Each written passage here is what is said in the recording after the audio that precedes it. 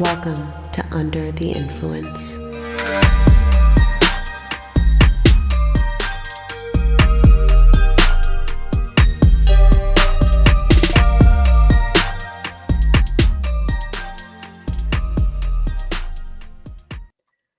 Hey everyone, thanks for joining this episode of Under the Influence. Today we have Eli Kravetz.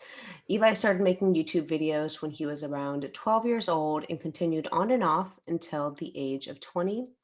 During this time, he was also part of a YouTube house, TKG Fuel House, who have recently disbanded. Eli Kravetz is an NYU Tisch Film graduate. During his time there, he's interned at BuzzFeed and CNN in production and video operations, respectively. He now works primarily as a freelance gaffer and commercial video director / DP in New York City.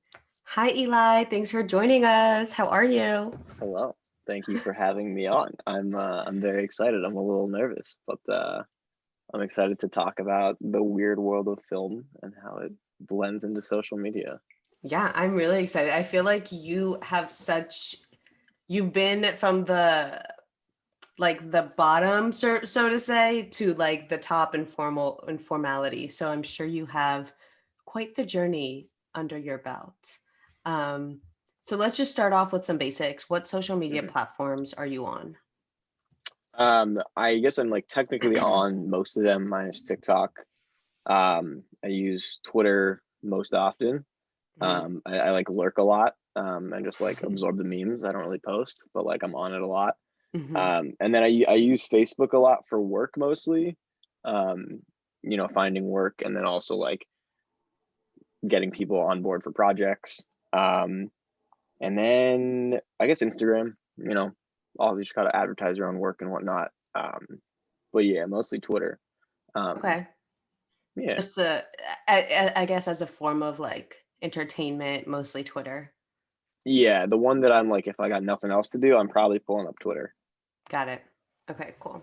And so everything else is more career oriented, even your Instagram, where it's just like, these are things that I'm doing, Yeah, projects I'm working I would on. say I think like Facebook is almost always work because like I don't know, I feel like more of like Facebook's my like adult life and Twitter's my like still teenager kid life.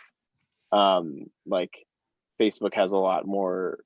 Facebook is like the soul work, and then Instagram is like a weird blend. Like I post a lot of like pictures of me on set, but not as much of like my actual work. So yeah, Got it. there's different layers in each social media, I guess, on what I post. Yeah. Okay. Got it. So how would you define your relationship with social media? I mean, we talked about how you've been on here since 12 years old, sort of. Yeah, I think going back to that, it's like I think a lot of people call it a double-edged sword because it's like, the pro and the con of like what social media can do to your mental health. But I think you add that triple, that like what it can do for your career in there. It's like I don't know, triple-edged sword is not a thing, but like it has that Like a there's a sharp necessary evil of triangle. it.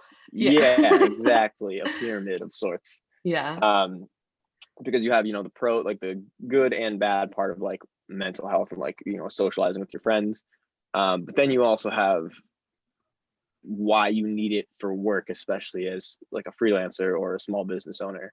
And it like reminds me of when I was in high school. Like I needed Facebook solely to message kids in class to get like help with homework or whatever. Even though like I would never go on Facebook otherwise, like that was like it's still a necessary, that triple business part of it is still exists for like no matter what age you are. Interesting. It's interesting that you call business just like an exchange, which I like transactional, very transactional, Yeah. your relationship with Facebook. Okay. You never did like my favorite part about middle school Facebook was that you could write on people's walls and that was like, Yeah, or poke them. yeah, or poke them. That was kind of like a flirty thing. You never did that? You were never about that? I mean, not like that I remember, but I'm sure if you committed and went on my profile and went a couple years back, there's some like awful stuff there. But like, yeah, I mean, I think even maybe in middle school, probably in middle school for sure, but like by high Yeah. school, Facebook had already kind of become like my mom's social media, not like what the cool kids were doing. Yeah. No, I totally agree with that. How's your YouTube relationship? Do you still have an account? I do. I still watch YouTube a lot. I would say actually, it's probably, if it is considered a social media, it's probably my most consumed social media now that I'm thinking Mm, about it. Like way beyond Twitter, but that's because it has like the educational aspect of it. But yeah, I still have an account. I interact more with my old following on Twitter though, just because it's a more like communicative social media. YouTube's very like presentation oriented. hmm But yes, I still have an account. I watch a couple YouTubers that I used to watch. Still lurking, you know. Yeah. On average in a day, how often do you think you're on social media? If we were putting it into like hours. Um, it really depends on the day, but I would say like at least 2 hours, upwards of four potentially. Is YouTube considered a social media? Yeah.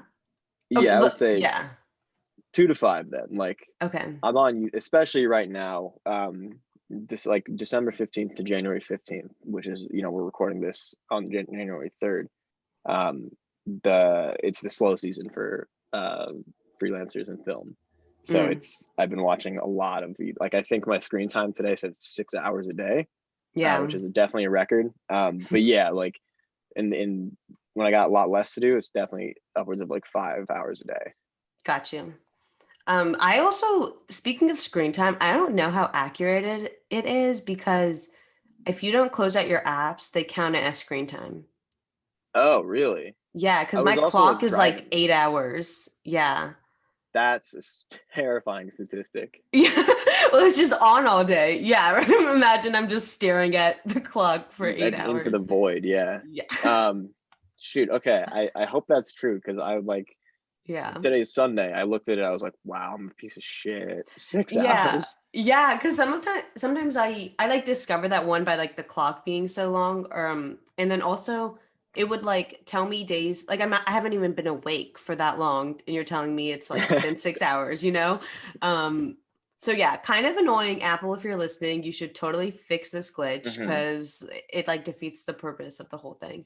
It makes everyone feel bad about themselves. Yeah, and then they're also like, it's like the point of it is to keep us on these things, isn't it? Yeah, they So want us on it. So like tell me I'm on it less. yeah, deduct a few hours or something. Not to feel like no one's auditing you. Like just let it slide.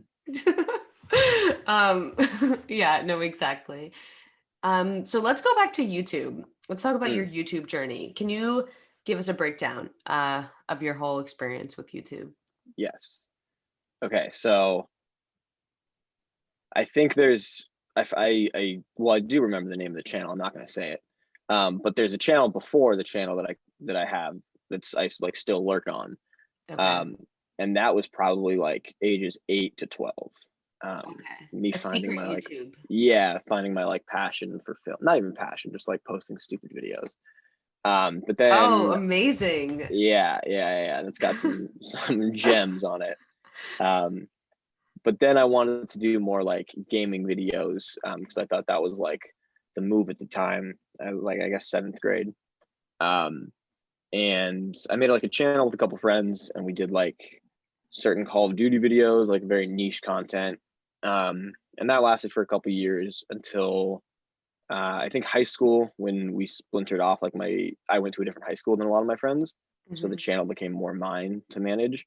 And that's when I started meeting more people online, which is scary, as a ninth grade 14-year-old boy, like meeting a bunch of random people who are like admittedly like 8+ years older than you, and you're just like hanging out with them like it's normal, um, virtually, and making content with each other, which is something that like at the time was very weird. I think because social media and like online content creation was new at the time, and I feel Mhm. like it's a little bit more accepted now.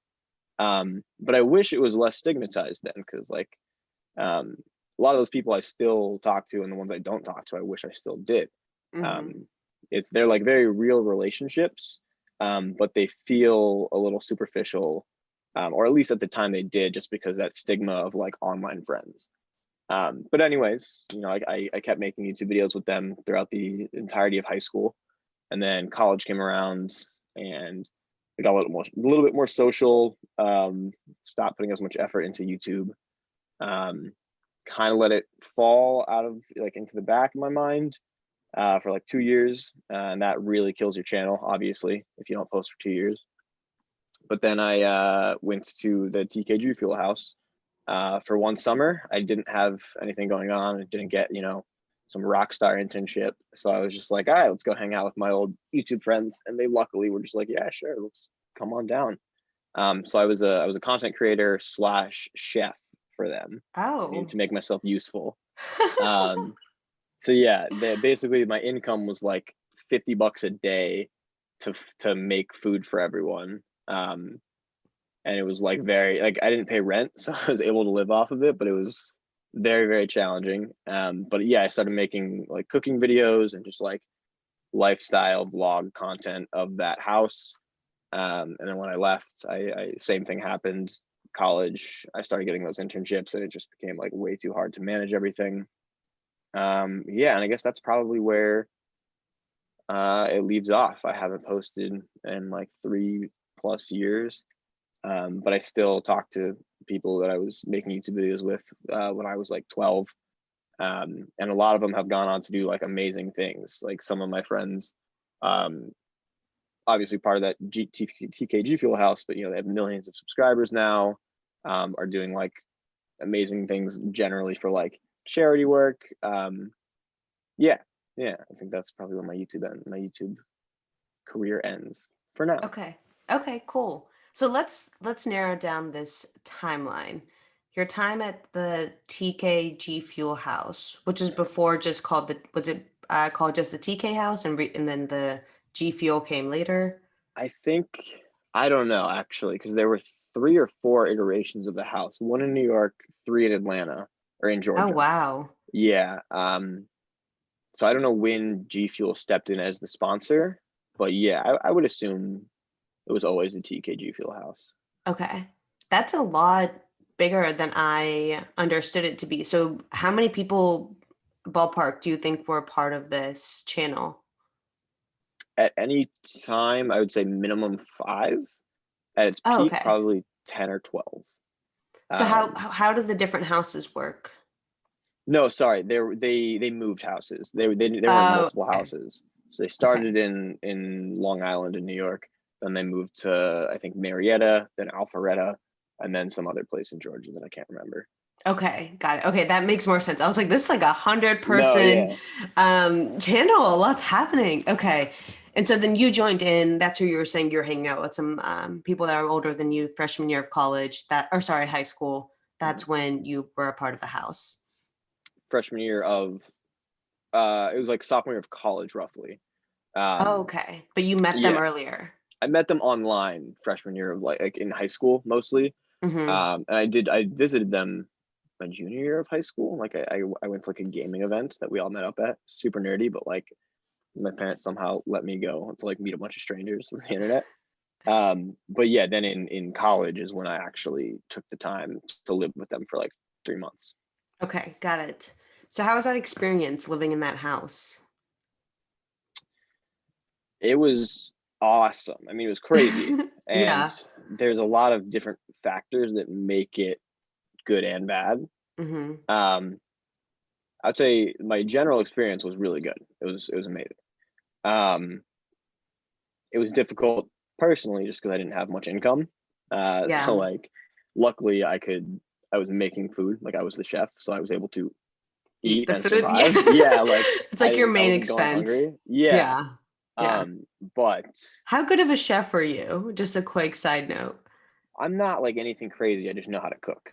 Okay. Like it's and I guess that's a good segue to a part of the issue with I think YouTube or just generally houses or like Mm-hmm. content creation houses. I know TikTok's doing a couple content creation houses, and I think it's going to follow the same pattern. Um, it's a lot of people who are all striving for the same goal and are often, I don't want to badmouth anyone, but I think they would agree. they often go from a very sheltered environment. So like, directly from high school where you don't have any responsibilities to living on your own with a lot of people in a similar situation.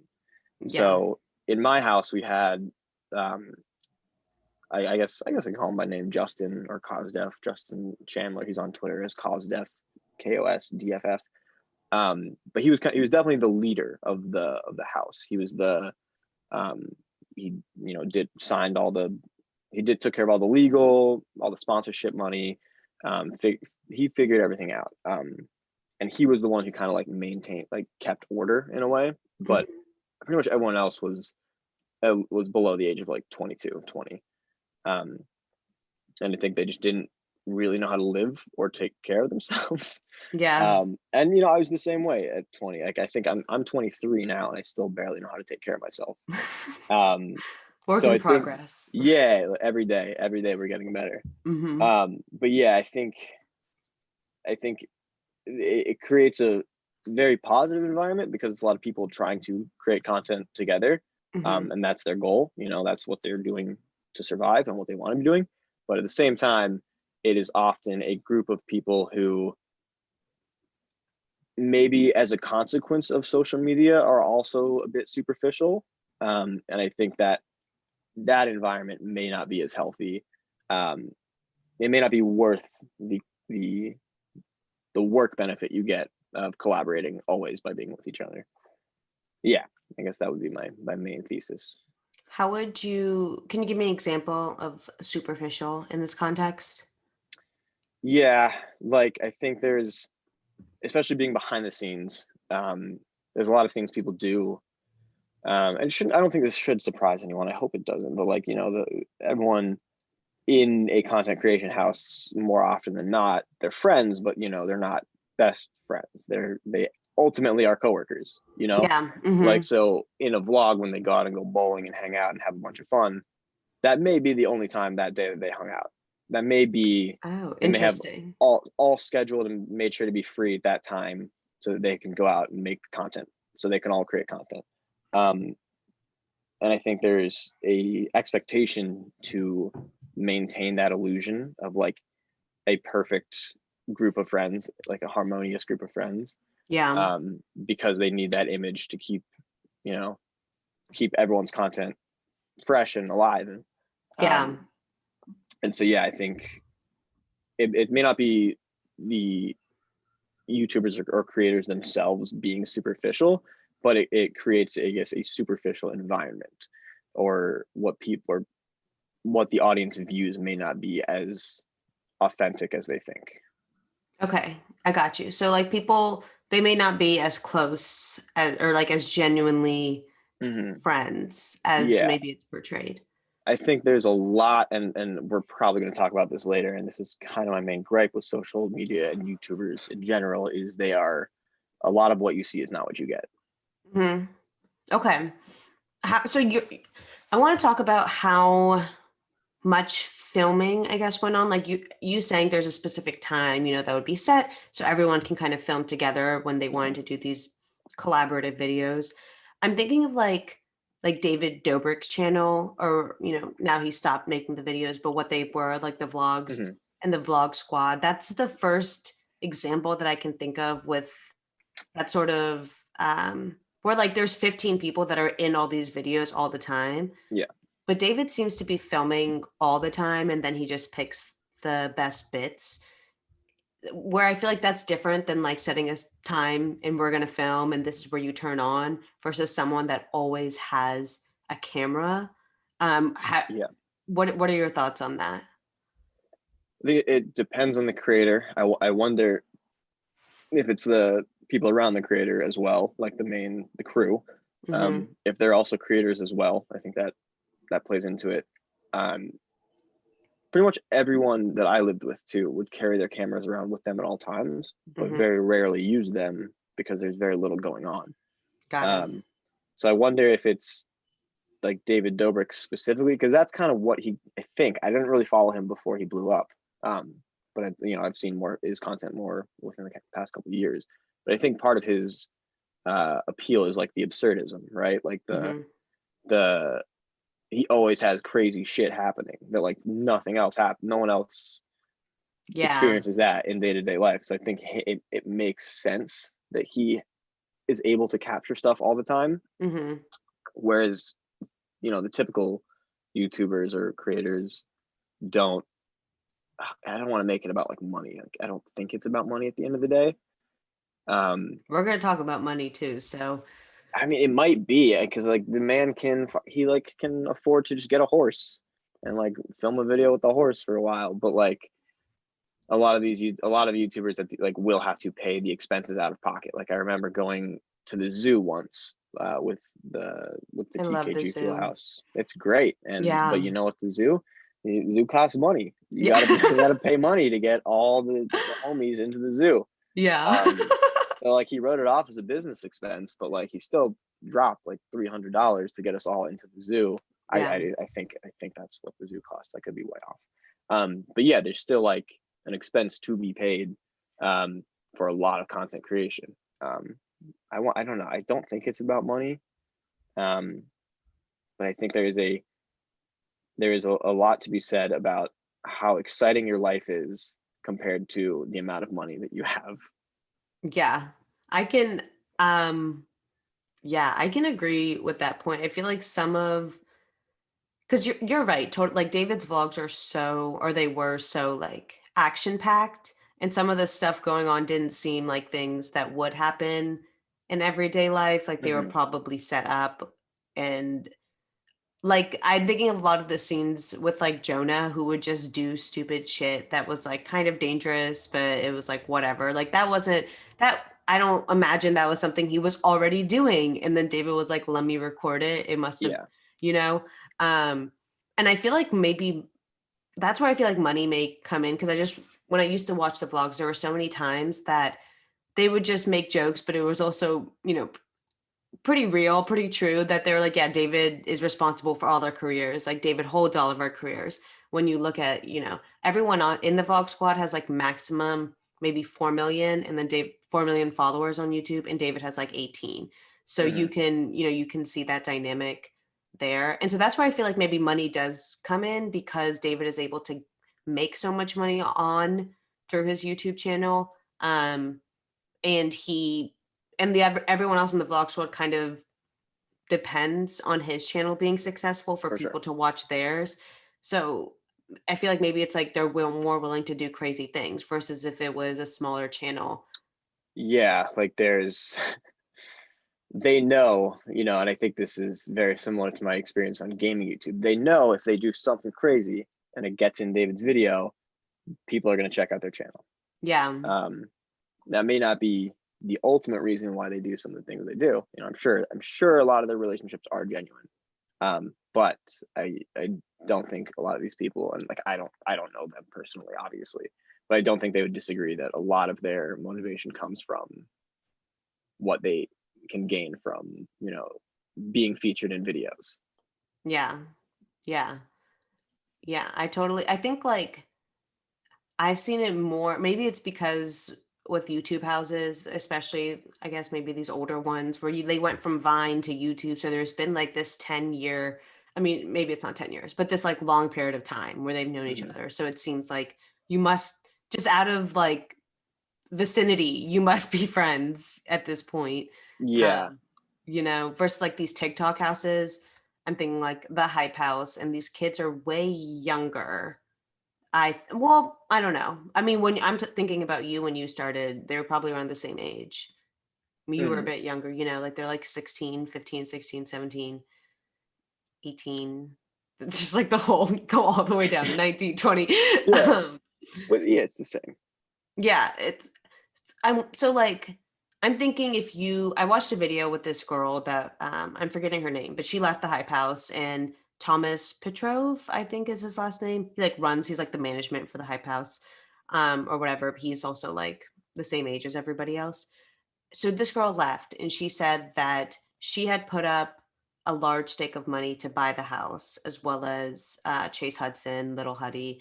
And they're talking about like, and then like Thomas put in like the smallest amount. And then she was talking about like she got basically financially screwed. But like, how are these, like these 15, 16-year-olds with like large sums of money able to buy this like Yeah, huge house? I can't even fathom that. I'm like 24. I can't even fathom having that much money at 24, much less for at sure. 15, 16. Um, yeah, I think that was pretty surreal for me as well, living in one of these houses. I think when I say house, I should clarify it was a fucking mansion. Yeah, they're all Um, mansions. yeah, like we had 12 people living in it, comfortably. Well, Yeah. I lived in like a little kind of Harry Potter closet type thing, but like we were able to house 12 people, and there was an elevator in it, like 3 stories. Like it's not normal for sure. It's very like fratty in a way, just because Hmm. everyone's putting their own money into having one nicer like space. Yeah. But yeah, I think these it's a similar issue. I think it's kids that haven't lived yet. It's and like like you said, I'm 23, you're 24.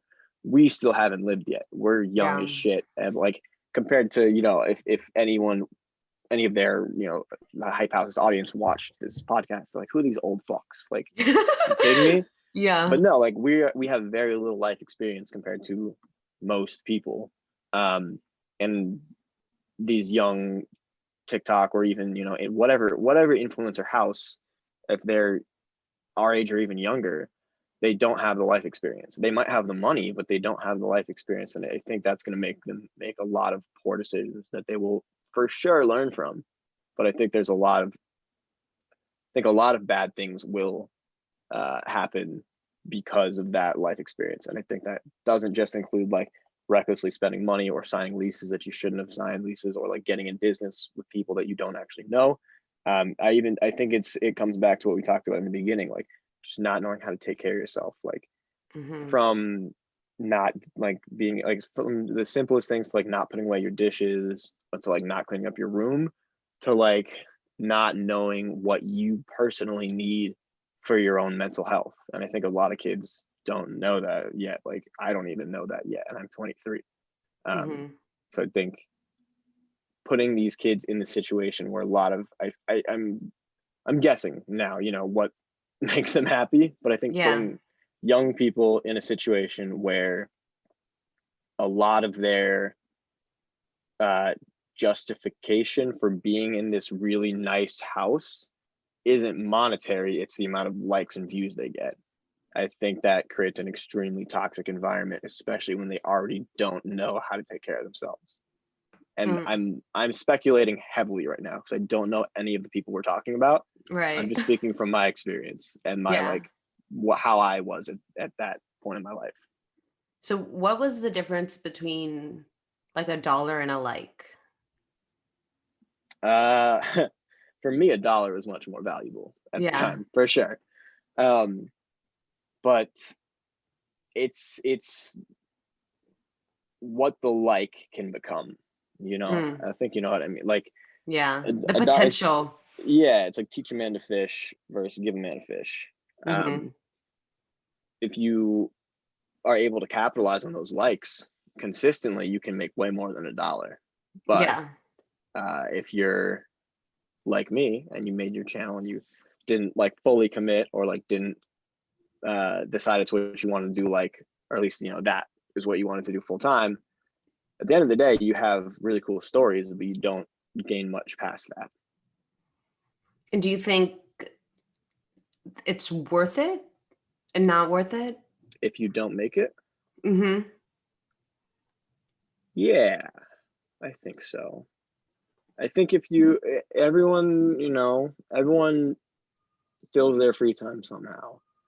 And I definitely don't regret the time I spent in high school making these videos, Hmm. especially now as someone working in film. I taught myself Adobe Premiere, I taught myself Adobe After Effects, which are like invaluable skills for me now. Right. Just making my stupid little Call of Duty videos back in the day, but now I use them to make commercials, like real commercials. Um, so in that aspect, yeah, it paid off heavily, but I don't think most people will have that same benefit from it. I think if you can fill your time however you want, as long as you think long-term beneficial. I think I uniquely had a benefit from it, as opposed to other people though. So these videos that you made when you were younger, you're talking about also, you were talking earlier about that channel from like 8 to 12, where Mhm. they're the secret channel. What type of videos were on there? Were there also gaming videos or? I think there was a couple, but not like, it was just like a content dump for like what because you know, when I was like 8 to 12, I thought any video that I recorded was hilarious. So like videos of my friends playing video games, like videos of just like my friends freaking out, just hanging out, like stupid vlog content. But yeah, I think I do recall there's definitely like a zombie game video that I used to play on that channel. So a lot of your personal content creation was through gaming.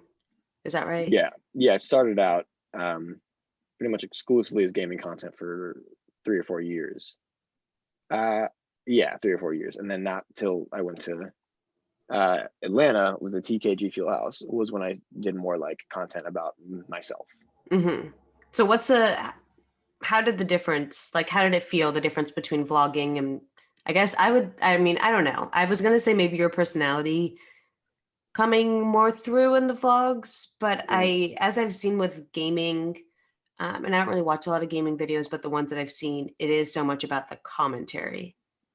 Yeah, I think gaming has also evolved a lot, especially like YouTube gaming. Hmm. Like Let's Plays were very popular when I watched YouTube, not as much now. It's definitely more like What's a uh, let's play? it's like watching someone play a game from start to finish, basically. Oh, okay. So there's like hundreds of episodes often. But sorry, what was the original? What was the question? What was the difference between the gaming videos that you made versus the vlog videos that you made later on? Oh, word. Yeah. Obviously, the vlogs are more like about me, Right. um, or the people around me. I think the gaming videos, and this is an issue. This is an issue just generally with YouTube and filmmaking.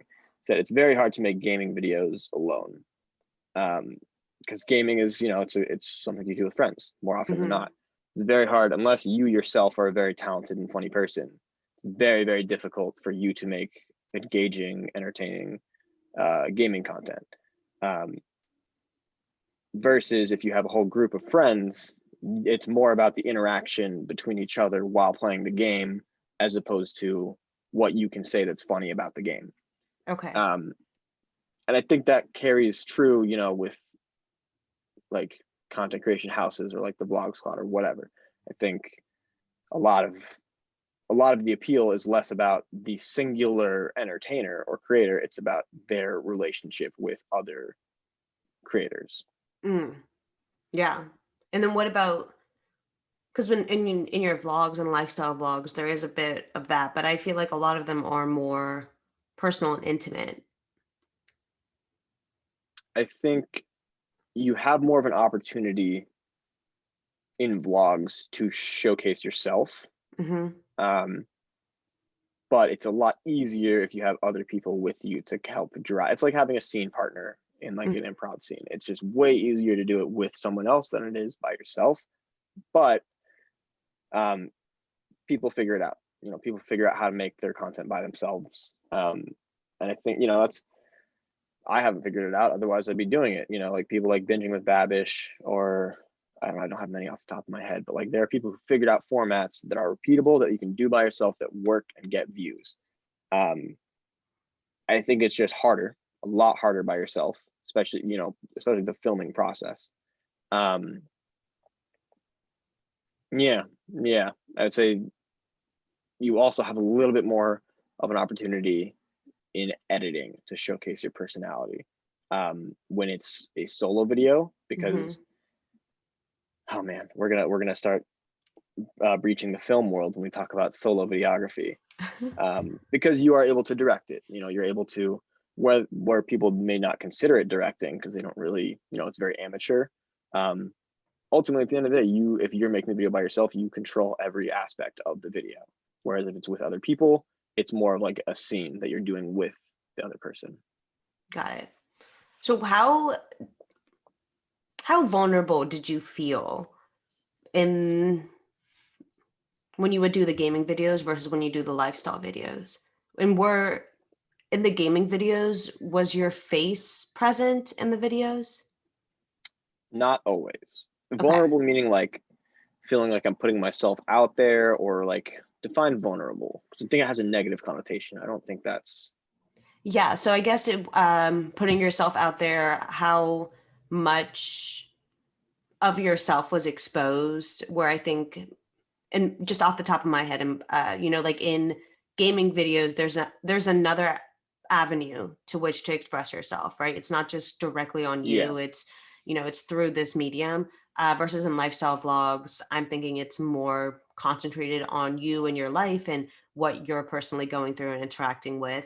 And I think there's also that the aspect of you being on camera all the time, and it's just, I mean, like you said, you could have friends or props or whatever, but a lot of the main point of the channel is that it's your face and you on camera. Mhm. Yeah, I would say, I think once the band-aid is off, oftentimes the band-aid is off. So like Okay. if you've already done a video that's most of your subscriber base, or whatever your subscriber base might be, and they've seen who you are and how you interact, how you act, and what you like, what you sound like, all the minute details of your person. Hmm. Once people see that, it's like, what else? Like, what else is there? It's your channel is often a reflection of the best parts of you. I think for most people, and that's kind of goes back to that. What you see is not what you get. Most of Mm. the time when you're watching a YouTuber, it's after rounds and rounds of editing and redoing takes and making sure it's presented nicely. So I think there's obviously a lot of nerves when you're posting your first video to YouTube or whatever. But I think once you get that first video up, it's not really about, you're not really thinking as much about like what people are going to think about you, because you've already done it. It's more like, how is my audience going to react to this video? Okay. Separating yourself from the actual video, the creation of the video. Yeah, because like, you know, you've probably presented yourself in your best light most of the time, and even if that is like self-deprecating humor, that's probably just what you think is like the funniest or most like clean version of yourself. Hmm. um so you like, yeah, I just feel like once you've done it, you kind of start forgetting about the fact that you're out there for everyone to see. So I'm wondering how negative or positive comments affect someone's psyche, understanding of their selves and kind of their identity on these videos that are, like you said, heavily edited, selected clips. Um, y- if someone says, I like you, do they really like you? If someone says, I hate you, do they really hate you? Like how much solace you get in that not everything is shown, Mhm. or is it worse because, like you said, you've picked the best parts of yourself to showcase and they've gotten, this response, whatever it may be. I'm going to talk about Sean a little bit. Do you want me to talk about him in the sense that no one in the podcast knows about him, or do you want to talk about in the sense that you will inevitably Um, have a video with it or have a podcast with him? you can talk about him like no one knows him, just in case, if your video comes out before and whatever happens with him. Okay. Can you just tee me off Yeah. again? Yeah. So, what do you think is the difference in like these comments when you're positive or negative comments on videos where you're showcasing just edited versions of yourself? How much Yeah. of yourself is affected, and how much of your identity is, I guess, true to these comments, and how much is there like a barrier because they're edited, because the videos Yeah. are edited? Yeah. I think if you're um, making these videos at a point in your life where those things may be more impactful, I'm talking about, high school specifically, when Hmm. your social environment is a lot more impactful on how you interact with other people. Like, was a lot more shy in high school. I think I took comments like that more to heart. And I may be a little overconfident in saying this, but now I feel like if I were to do it now, I'd be less hurt, I guess, by negative comments. And I think Bo Burnham actually talks about this. I've been listening to Bo Burnham again, like Love him. weirdly. Yeah, he hasn't done something in like 4 years, but for whatever reason, I was rewatching him this morning, and he talks about rejecting both sides of the spectrum. Like you can't, if you're on stage and someone says like, "Oh, I love you," you can't immediately be like, "Yes, okay, they love me," and then at the same time, when someone says like, "You're a piece of shit and you're talentless," then you will probably take that to heart as well. Mm-hmm. I think I think of YouTube chat or YouTube comments or like Twitch chat or like Twitter, like random people on Twitter. I don't think of them like as people anymore, because it's disheartening to see some of the stuff that you see on social media and equate that with a real person, whether it be like just really awful, stupid takes or just like pure bigotry or just like a fundamental lack of like understanding how like the world works. Yeah, I think you just can't expect these like people who watch your content or consume whatever you're putting out to be people who agree with you in any aspect of your life. Like the people watching could have a completely different life story than you and will probably reflect that in whatever comments. And like I don't want to like shit on anyone here, but like who's actually commenting on YouTube videos, you know, like who's actually the one putting in the work to like make their appreciation or dissatisfaction known to the creator. Like most videos, the ratio is like 5% of viewers comment. So it's like why do you Yeah. care that these insignificant people are either commenting positively or negatively on your life? Your job is solely to entertain them, not to keep them like happy. Mm. And I used to live with someone who's fairly popular now on TikTok, or like different social media. His name's Sean Millay. You can look him up on TikTok. It's one word, Sean Millay, I think underscore Millea. But he saw kind of the power of TikTok pretty early. Mm-hmm. Like maybe a little late, but early enough. It's like about a year ago. So he was freshly graduated and unemployed, just pacing in our apartment back and forth, thinking of new TikTok ideas. And he would always be like, "Dude, this guy like said this thing, like just said my content is like not working, or you know whatever they said." Mm-hmm. And I was like, "Dude, why do you care? Like, are you like clearly you care enough to make this like a career?" And he like, and you know him, like he's made a career out of TikTok, but he still Yeah. let these like random gray name influencers on TikTok Yeah. affect him to such a personal level. And Yeah. I think if you let the positives influence you in the positive end, you also will let the negatives influence you in the negative end. Yeah, I remember I spoke to Sean about that where there was like one comment that he specifically Mm-hmm. pointed out that was like unfollowed, I think is what it said. And he Yeah. was like, why did they like, what's the thing? Like, Out of like hundreds of comments, right? yeah, exactly. And it says one comment on this one video that he remembers specifically, amongst the thousands or comments, Yeah. like millions of likes, like whatever, millions of, what is it on TikTok? I don't know, You're asking the wrong views. guy. Views. Yeah, I don't know. I had to get off TikTok. I think every episode I talk about how I had to get off TikTok, but I had to get off TikTok. It was too much for me and I can't deal with it. Um, but yeah, so I think that's an actually really interesting, good way to look at it. Like you don't let the ego get inflated, so the ego also won't get hurt if Yeah. you so what do you think about these, like, okay, Charlie D'Amelio, are you familiar with I her? know of her. Yeah. Yeah. Yeah, so I think she surpassed 1 million followers, which is just like, what does that even mean?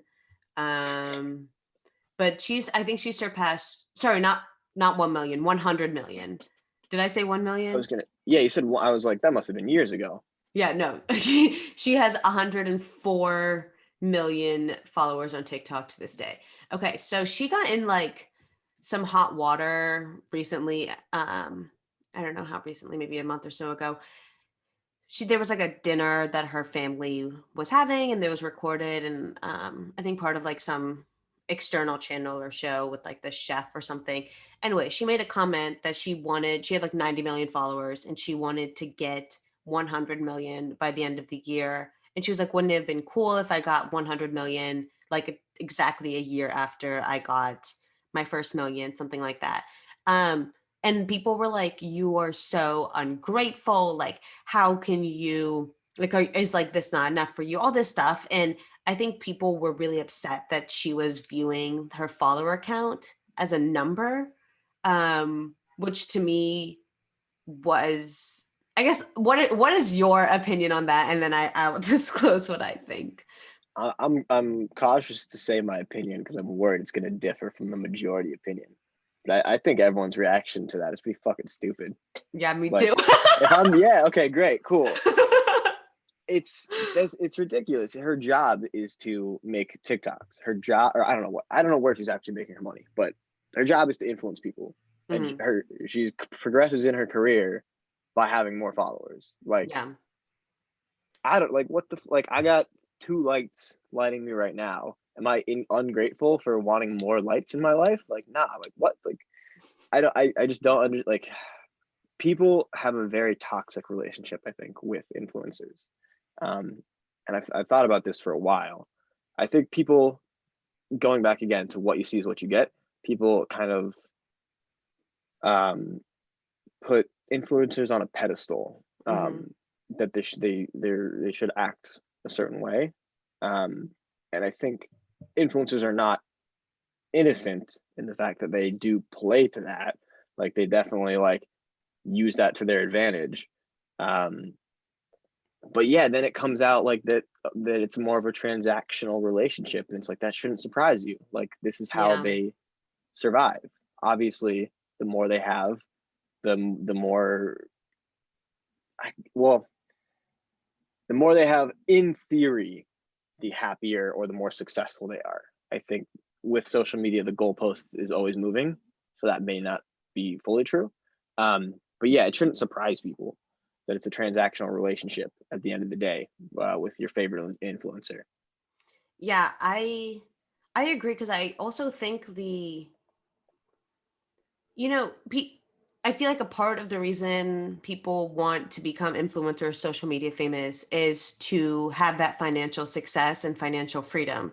So the link between multiple followers, or like, a large amount of followers, and financial freedom, money, brand deals, is very obvious.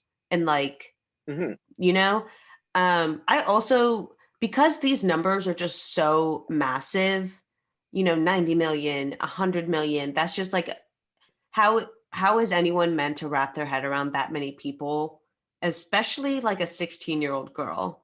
Yeah. That to me was like, obviously you're all a number.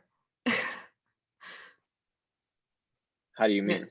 I mean, like, everyone she's obviously not thinking about every single one of you, because she can't even Oh fathom that yeah, many people. Do you know what I mean? Like, yeah. It's that's just like like a crazy number. I can visualize a football field's number of people, and that's what a 10,000th of her follower count, like something ridiculous. Yeah. I like, how many people take up that much space? Like, I don't know, like 500 people take up In a a football football field? field?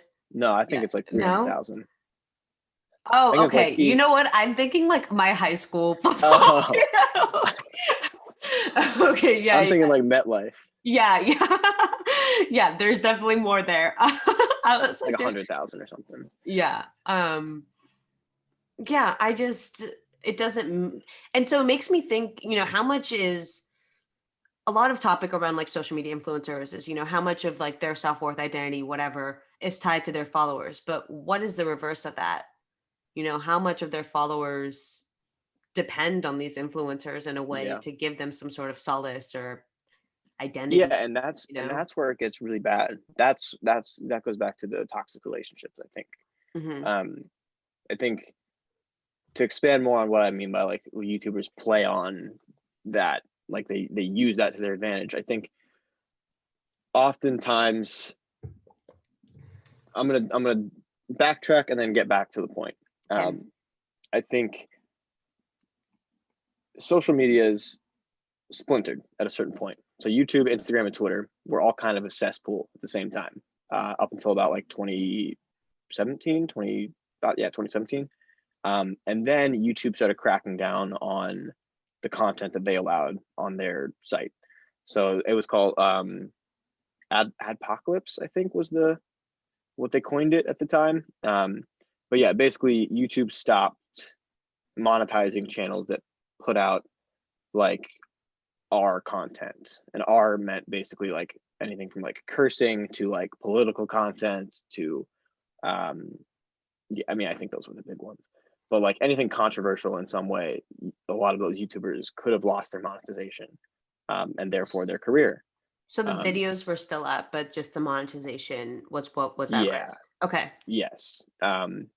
And so a lot of YouTubers moved to Twitch, but um, now a lot of YouTubers that are successful, they had to switch their content to be more family friendly or more like, yeah, family oriented, like Hmm. PG-13 at max. And so now these YouTubers it's a huge disconnection of what you see is what you get, because like you get the not only like the most like polished and best edited and versions of these YouTubers, you get the PG version of the influencers as well, which Yeah. like I don't know what goes on in everyone's like the closets of their life, but like I'm sure there are so many YouTubers who are uh unequivocally bad, I guess. Like I think there's definitely a lot of YouTubers who would lose a lot of their following if like their true colors were shown. Just because, not to say they're bad people, just to say they're normal people that like put on a different face to get the clicks.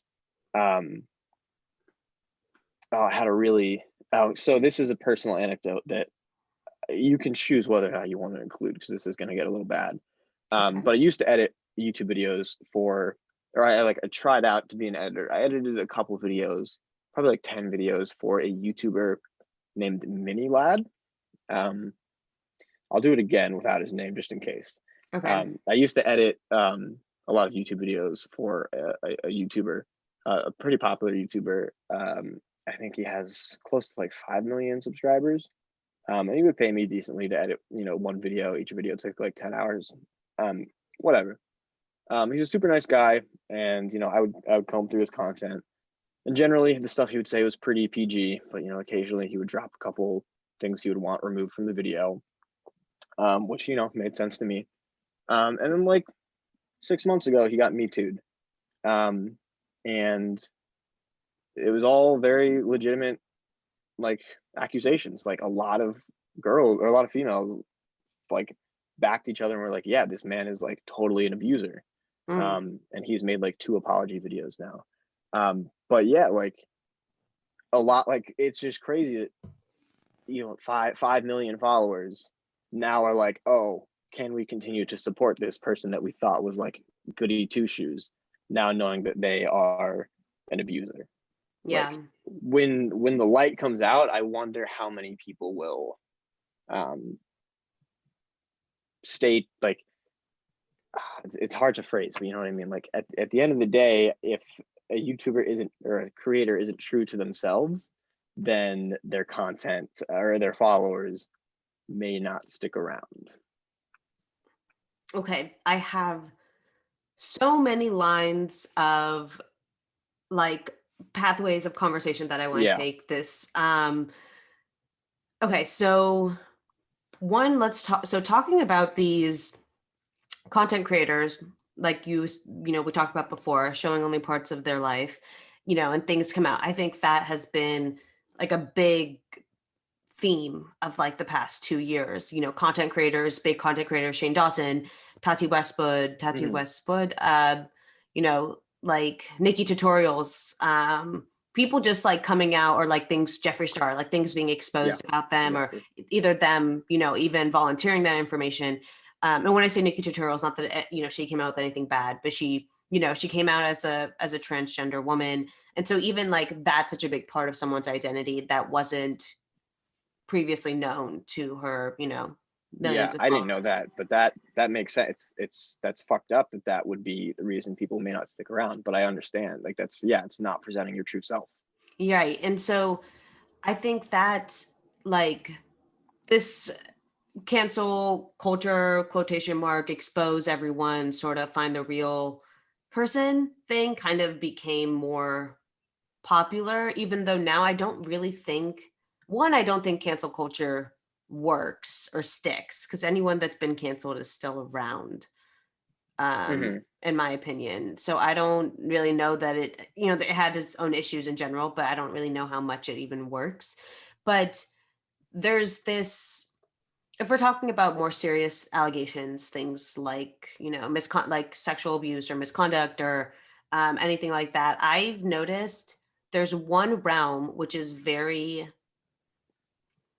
precarious, I guess. And it's a little bit of a trigger warning for anyone listening, but the predators on social media do not often get canceled, even after getting exposed. Or now, canceled. You lose a certain amount, but you end up gaining enough to continue on. Like Hmm. Onision, more recently, like Zoe Laverne and like Tony Lopez, who I'm not sure if you know who they are, but they're TikTokers.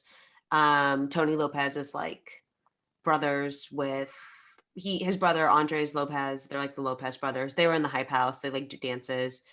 Both brothers had accusations of talking to younger girls. I think they're like in their 20s, 21, 22.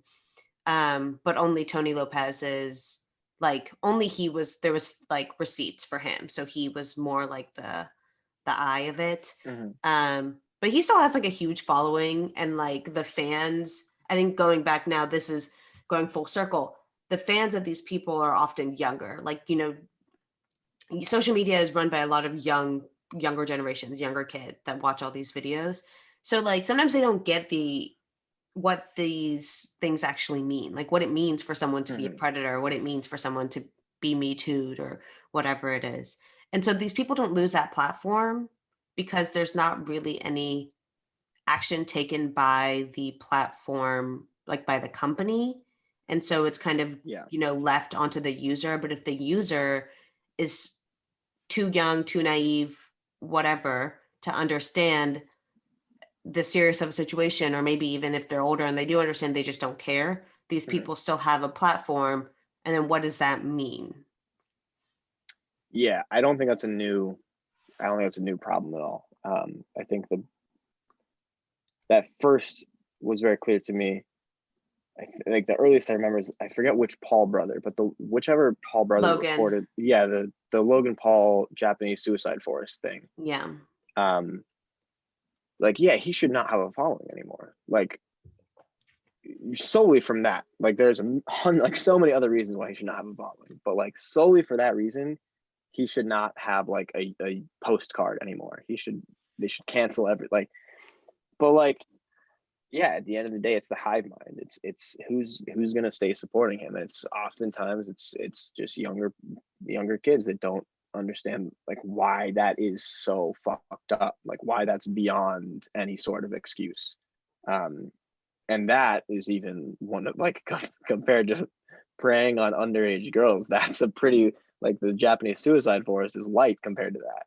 So it's like where yeah, ultimately it's how good are the creators at not even deflecting, just almost like pushing through it, being like, okay, sorry guys, let's keep it going, let's keep the train moving.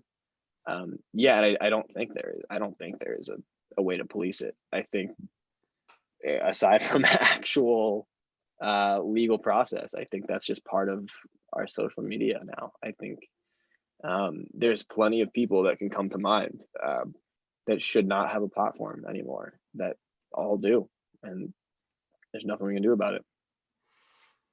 Yeah, it doesn't seem like even like repercussions like taking off like demonetization, it's not even that big of a deal to No. some of these big creators, like Tana Mojo, kind of, Logan Paul still, like they use, like I feel like even like using like certain language can get you just demonetized, and like a lot of people's whole brands are like being that, sort of character. So they make their own thing by not even getting money from these platforms. So like essentially they're just, I don't know. The only use of the platform is to get people to follow them. And the issue is maybe people shouldn't be following them. Yeah. Like, Um, I mean, like when Twitter was flagging Trump's tweets during the election, like that would be, I would feel like is the most appropriate response, like flagging creators, like, hey, heads up, this guy's a pedophile. Like, you may not want to support him, yeah. but like that's never gonna it's not gonna happen.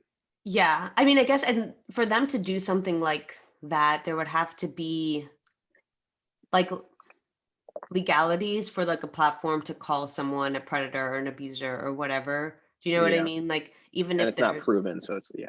yeah, and like it has to be, I guess, like proven in like a court of law, which by then if they're guilty, like, Yeah. jail time, you're off YouTube. Yeah, So exactly. yeah. That also is just something too interesting. Like how I'm wondering why things haven't been taken.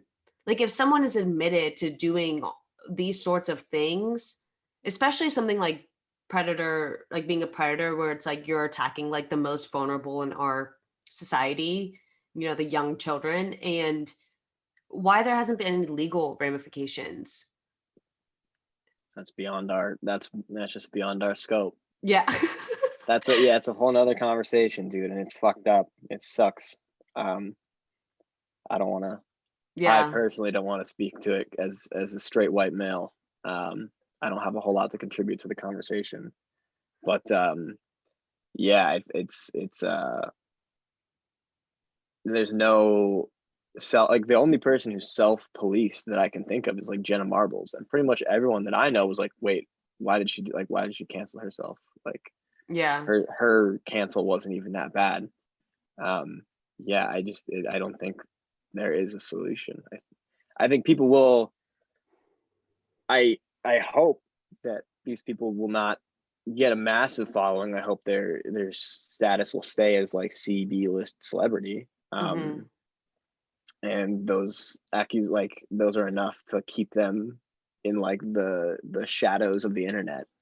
But at the end, like I think that's the perfect place for them to be, to like keep themselves alive. If you're uh like Kevin Spacey is never going to work again in film and television production because he's an A-list celebrity that got caught preying on children. Like obviously he's not, like no one's going to hire him again. Yeah. But these influences are just enough to stay under the radar that I think they'll be fine. And I guess too, like on the flip side of it, is like this is the internet, right? Like there is this expectation that there is a dark side of the internet, and that Mm. it is. I think this is what net neutrality is. I don't know, but based on the name, is it net neutrality? Like not policing the internet? Um, is it? Do you know what net I neutrality? should. That it sounds roughly correct to me. Net neutrality. No, it's like it's an ISP thing, isn't it? Okay, so it says ISP. Internet service providers must treat all internet communications equally, not discriminate Yeah, or no, I'm charge. thinking about it now. Yeah, no, it's about like the monopolies that ISPs have over uh internet, What's an example of an ISP, an internet like service Optimum. provider? Optimum. Oh, Like okay. I moved into my apartment and I had to get Optimum even though it fucking sucks. Okay. Okay, got it. I didn't have the free market to pick which internet service provider I wanted. And also Optimum in New York just sucks. Okay, got So it. not what we're talking about. Not what we're talking about at all. My bad, guys. You would, I don't know. The name seems like it was right.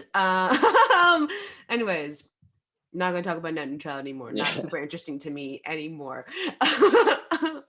um, so also, I kind of lost my train of thought after that net Mhm. neutrality disaster. But uh, speaking back on kids content and maybe a little bit lighter tone, there are specific creators that just make kids content, right? There's like a whole range of people that just make kids content on YouTube.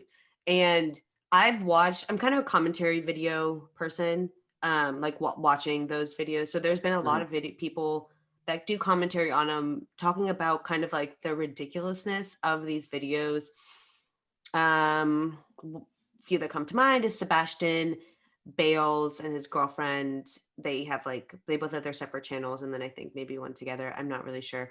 But one of the like they do pranks, these prank channels. That's like, Mhm. oh, prank, like I'm going to hit my girlfriend and see what people, or like pretend to like abuse my girlfriend, quote unquote, and like see what people say. So they like had another YouTube couple over. They were hanging out. The two of them get in an argument outside, like on the deck. And they make a noise, and then she like puts fake blood on it. And like it looks like he like hit her and she's like bleeding. Like stuff Mhm. like that. And then there's another guy, J Station. I don't know if you've heard of him, but he pulled the craziest shit. I think he did go to jail. I don't know if it was for this. He said that his girlfriend died. They both had a channel together, and he said, my girlfriend died. She passed away. Apparently, nobody in their other life, like her parents that watch a channel, they weren't in on this prank. So people are watching that know them thinking, oh, she's dead. Like, what's going on? She comes back like 2 videos later, and they're like, psych, it was all a prank. It was all a joke. It's not a joke. That's not a joke. And then recently, actually, yesterday, this girl, you remember Brent Rivera? Do you know who that is It from sounds Vine really days? familiar. Yeah, he's like, I feel like if you saw a picture, you would know exactly who he is. His younger sister is Alexi Rivera. She's, now YouTuber, whatever. She recently just uploaded a video, said that I went missing for 24 hours. And that's like a prank on her family where she like goes missing for 24 hours. But she said, I didn't watch the whole video, but part of it was like she left notes or something, like a scavenger hunt for people to find her. So there was at least that sort of, I guess, like I'm not Some actually novelty. missing. Yeah, like I'm not actually missing. I'm like, hiding. It's a scavenger hunt. But the whole people were, and it was on the trending page. So people were like, why is it on the trending page at YouTube? Um, but the whole thing was the comment, or like the title, and then the thumbnail was like, I go missing for 24 hours. So kids content that's a kind of bizarre and weird. And dare I say dangerous. Mhm. Um, I guess, yeah. I don't have a question. I just wanted to let you know and see what your opinion was on it. It's just more normalizing bad shit. It's just more normalizing bad shit. Like it's YouTubers being stupid. I assume she's younger. Yeah, she's like 18, 19. Yeah, well, maybe you should know better at 18 or 19. But like it's not knowing how your audience will react to something like that. It's not knowing why that is such a scary thing for a lot of people. Yeah. Um, yeah, I mean, it's I don't know, man. I don't know. I feel like we keep saying like it's just these young people don't know what they're doing. But like, Yeah. at what point is that not an excuse? Yeah, I'm thinking because, like when I think to 18, when I was 18, and now it's been 6 years, which is insane to think Whew, about, but I I know, know. right? But it just, I was a completely different person. There was so much that I didn't realize that I knew, you know what I mean? And that part of that is going to college and Yeah. moving from suburbia to, New York City. And that in itself is like a, eye-opening experience, regardless of, then also starting college, whatever, all this stuff. So, like how you were talking about before, getting more experience, obviously you grow with the more experience that you get, you learn more things, you see different perspectives. And a lot of that in my life was, coming of age, going through the normal steps of, or quote unquote normal steps of high school, college, whatever. But there's now there's not like this normal lane for people to go in, where if you become social media famous at 16, you, like you said, you now live on your own. But there's also like the experience of maybe so many more eyes on you, that I'm wondering how that affects your growth. Because technically, I guess you're interacting with way Yeah. more people and you're experiencing different things in that way. Um, So I have thought about this a few yeah, times. And it kind of reminds me, the thesis of it is back to that Logan Paul, or the Jake Paul, Logan Paul, Logan, yeah, with the Logan Paul Japanese Japanese horse. suicide force thing. Yeah, Yeah. So we both went to the same school, like we met in college. right. Um, Spoiler. yeah, surprise. Um, the Imagine instead of us going to college, we moved to a random town, or maybe even stayed living with our parents. Lived with a very select few people who all are making content, and the people that you meet are no longer other college students your age with similar ideas or whatever, sharing their life stories, growing together. You're now surrounded by a bunch of hive mind robots that will probably continues to support you no matter what. Like they will keep whatever idea you have, they're gonna agree with. They're gonna be like, yes, that's all. Like I Like always, yes men. yeah, like when you see content creators like, should I make a video about this? And it's like, obviously the answer is gonna be yes. Like, do you think Yeah. your followers are gonna say no, don't make more content? Like you are now going to be surrounded by yes men, and you're gonna live in your own little world where everything you say, like everything you do is correct and nothing's wrong. Like Oh, so the when you say robots, you mean the followers, not like other yes, content creators. Okay, got it, got no, it. yeah, I mean the hive mind YouTube comments section. The internet. Um, yes, Got it's it. all people that are like already preconditioned to love you and support you and watch your content and whatever. Nothing you do can be wrong. Obviously, I'm generalizing, but like for the most part, if you subscribe to a YouTuber, you support them, um, and most of their views. Um, so yeah, when when you grow up in the environment where instead of like learning about other people's life experiences and growing from each other and like making mistakes together and whatnot, and instead you grow up in a yes man world where Right. everything you do is amazing. Yeah, of course you're gonna become an asshole who like thinks it's okay to film dead bodies in a Japanese suicide forest. Like I think they're just all products of their own environment, and there's unfortunately not a good path yet to set up these influencers who've been lucky enough to create a name for themselves. I think in a perfect world they have managers that kind of set them on a good path, but from my experience, a lot of managers for social media influencers are not good people. I've met a good amount that are, and typically that's for like YouTubers who have been around for a while, like YouTubers who have consistent, um, like a lot of my old friends from high school or YouTube friends from high school have solid managers because they pick their manager over the years. They like have worked with them for a while. They know what they want, but like I feel like it's a much more predatory relationship with these young kind of just zero to hero blew up influencers. Hmm.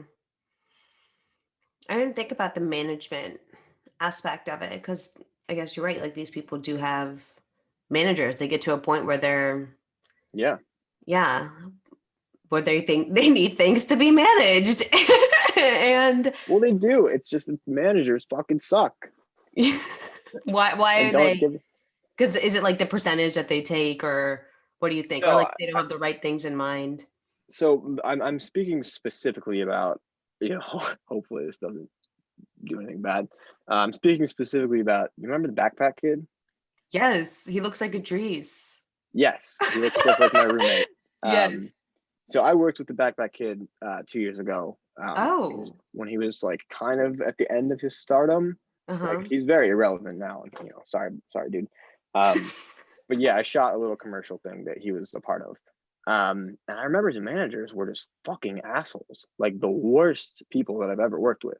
I mean, I've luckily had very good experiences working in film. I haven't had too many bad people, but like they sucked. They were making all these ridiculous demands that were like, yeah, he wants like all like $100 worth of specific candy that we had to send one of our PAs out to go get like specific candy that like him and his managers were just like eating in the back room. They reeked of weed, which like, I mean, I don't know if I can say like obviously I don't give a shit if you smoke weed. I smoke weed, but like if if you're if you smell like weed at 11 a.m. for a commercial video shoot and you're the manager for like a 16-year-old kid, Yeah. like people are going to start realizing that you're probably like the kid's not probably in your best interest. Yeah. Um, Yeah. and yeah, I'm a kind of generalizing, but that's been my experience with these like rise to stardom creators is that the managers are more on just to ride that wave and then hop off when they're on the downturn. Literally riding the coattails of Yeah, these yeah, kids. Yeah. yeah. Okay. Yeah, I mean, I can totally see that happening. I mean, that unfortunately isn't surprising to me at all. Mm-hmm. These people just seems like a theme where we've been talking about is people taking advantage of vulnerable parties Yeah. or like being exploited in some sort of way.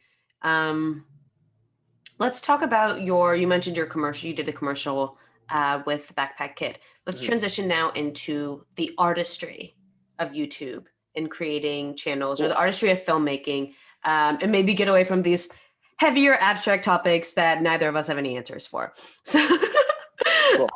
yeah, so let's talk about content creation from the point of view of a filmmaker. What we talked about editing a little bit before. So what's the difference? What don't people know about content creation? I guess to start off from the back end of like filming and editing. I would say the biggest part where they overlap is probably like the ideation, like the creative process, the pre-production end of it, or I guess not the pre-production, the pre-production, um, the the creative, the ideation, the conceptualization. You know, what's the video going to be about? What are you like? Why are you making it? Um, Creatively, how are you gonna show it? I think YouTubers kind of undercredit themselves sometimes because like essentially they are directors. A lot of the time YouTube creators are directors. Um in this like I'm kind of blanking on a good example, but generally, you know, every YouTuber knows what they want their content to feel like. They know their audience, they know the tone, they know who they're pandering to. And so they're all gonna in the early stages of creating the video, they know um, roughly what it's going to be like. And it's the same with filmmaking. You know, I get a brief from a client. I know what the project's supposed to be about. I know like who they're kind of marketing it to, and I kind of build the idea from there. However, after that, I would say the similarities are very different. I would say the only similar part is probably personnel in needing other people for a lot of YouTube or filmmaking. Mm-hmm. In YouTube, you know, it's the squads, the teams, the houses. They all work together to make content. And filmmaking is the same, except instead of all being on camera, everyone's behind the camera. You have your DP, your cinematographer, your gaffer, the lighting director, your assistant camera, your hair and makeup, the production designer, the art director, the assistant director, the director, the PAs, the associate producer, special effects team. You know, you have all these different niche skill sets that all come together to help create one unique vision. Whereas YouTube is just a bunch of fucking idiots most of the time, just messing around, which like, and I can't even shit on them too, because like most YouTube videos collectively, I would assume YouTube videos have way more views than like movies in today's day and age, um, or even commercials. Um, so yeah, that it definitely starts splintering off heavily after, you know, ideation and personnel. Um, I guess I'll give you a quick example for like a commercial that we're doing in 2 weeks. We have 10 extras. So You that said sounds simple 10. enough. 10 extras. Yeah. So you got to Okay. get 10 people to the house to shoot.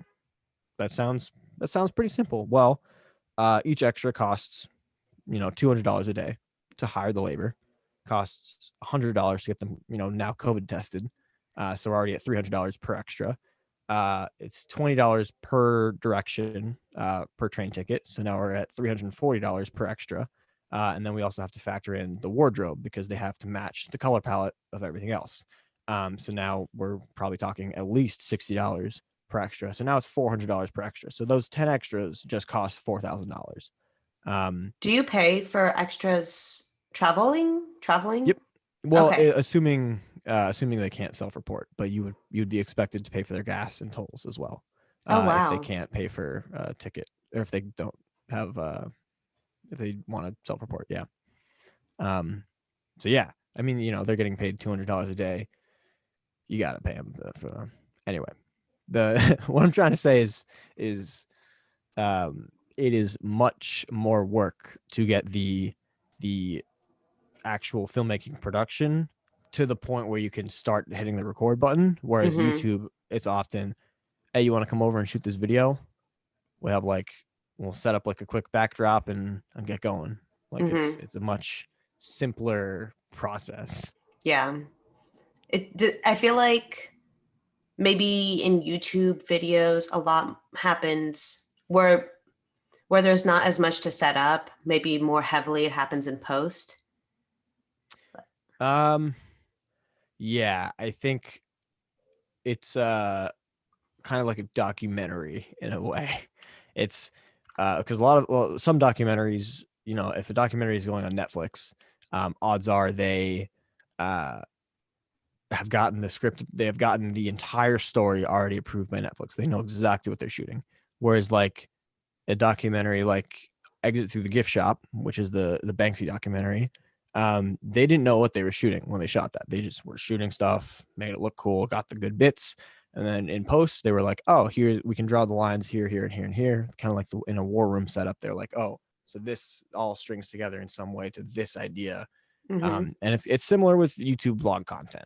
Some of them are just mindless following someone through their day. Some of them are more like goal oriented and have certain steps, and they're clearly progressing through the video. So it's somewhat similar to documentary filmmaking. So what do you think the power of a video has? What do you think the power of video has? Yeah. I think it is without a question the most influential medium. Movies specifically, like I think movies, and there's a lot of theory about this, but like movies shape society to a degree. Movies are like one of the biggest influencers of your opinions on life. Videos, just the term videos is a little bit more broad. There's so many different aspects of what it could be or mean. I think videos are whatever the creator wants them to be. So oftentimes it's solely content. Like the video is content. It's something that the audience wants to see, and the creator knows that they can produce easily, and they just put it out there, and it keeps the channel moving. Just like feeding the pigs in the sloughs. Like give them what they want. And then I think there's more heavily directed, more movie YouTube videos, like more like cinematic. I don't want to say cinematic, Okay. because I think that's a very overused word, and it specifically relates to visuals.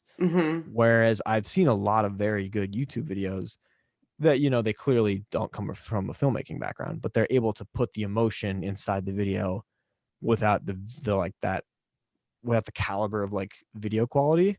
Got it.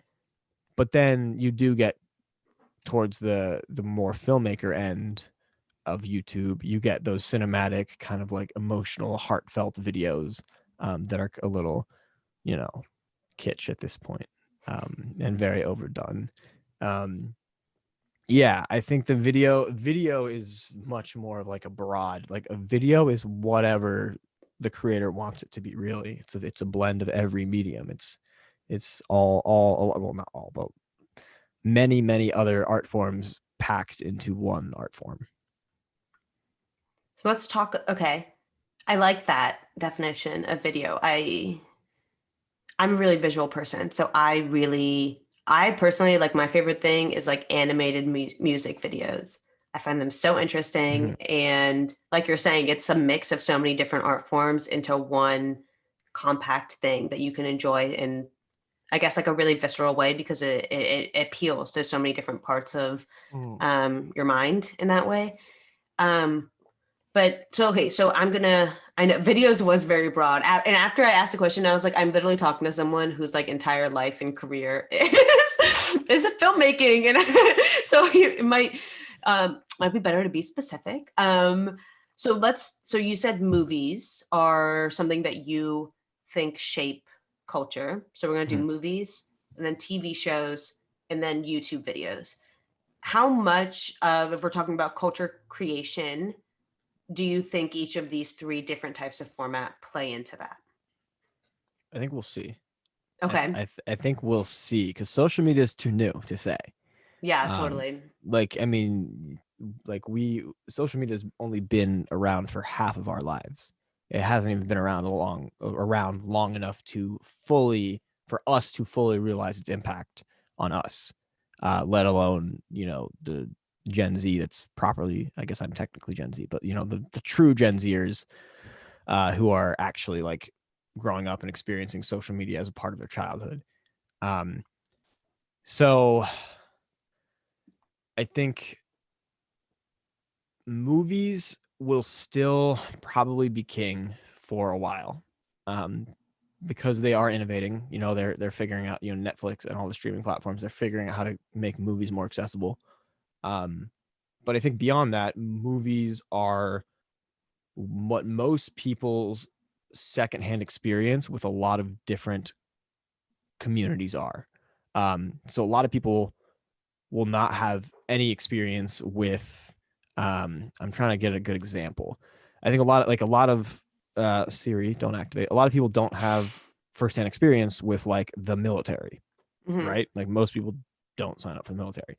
So a lot of their interpretation of the military probably comes from movies. You got your Saving Private Ryan, World War II. You got Jarhead, I think is Vietnam era, and plus all the other Vietnam War movies, of which there are countless, to like more modern ones like Dunkirk. American Sniper or Dunkirk. Well, yeah, still World War II, but yeah. Like that's, I'm thinking American Sniper or what was what's the bomb one? What's the bomb squad one?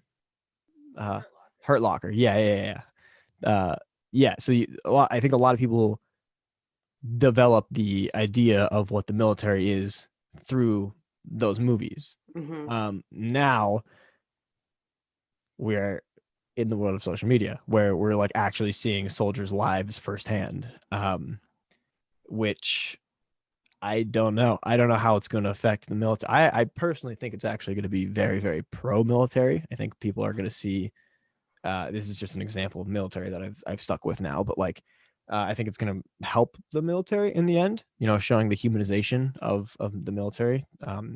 Whereas a lot of people think of like the American military as kind of like a controversial. I'm not going to go beyond that. Yeah, so I think we will see which one is actually the most influential in the long term. I think TV shows are kind of hand in hand with movies, though. They're just very curated, a very specific look, like whatever the director or the showrunner has decided the movie or show will look like is what people's experience of that will be. Like even Queen's Gambit that just came out. Like people now have like a very romanticized view of chess because that's what they see chess as. Where I was like a chess nerd as a kid, so I don't remember chess being like that. Yeah. So let me rephrase and make sure I'm hearing you right. So these different formats, if we're talking about, I guess, more traditional form content like movies and TV shows, which are planned, like very much planned beforehand, they allow their audience a perspective or an insight into something that maybe the audience wouldn't normally have, and therefore kind of shapes that part of culture for them to an extent. But that interpretation is whatever the director or showrunner or whatever the chief creative of that project has decided it will be. So like in the Vietnam era, when a lot of movies, or post Vietnam, when a lot of movies about Vietnam were coming out, they were like very extremely anti-imperialist. Like most Vietnam War movies were showing about how terrible the American military presence in Vietnam was, or the pain that it caused, versus something like American Sniper, which is extremely pro-imperial. Like, I mean, it depends on how you watch the movie, but like I think most people would agree it's more on the pro-military end of the spectrum. Mm-hmm. So yeah, I don't know if it's the director or even the screenwriter or whoever came up with the story, but it could be. I mean, I think more often than not, it's probably big money will make the final say on what the creative of TVs and movies will end up looking like, and therefore shape a lot of people's interpretation of it. But yeah, I think it's important to note that whenever you're watching a TV show or movie, it's all fake. Like, please, for the love of God, remember everything you watch in commercials, in TV and movies is all fake. None of it happened. Even a lot of the a lot of the man on the street stuff are even hired actors a lot of the time.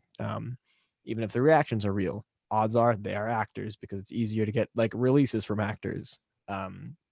Yeah, I think it's just very important to note: do not solely make your your views on the world out of secondhand sources.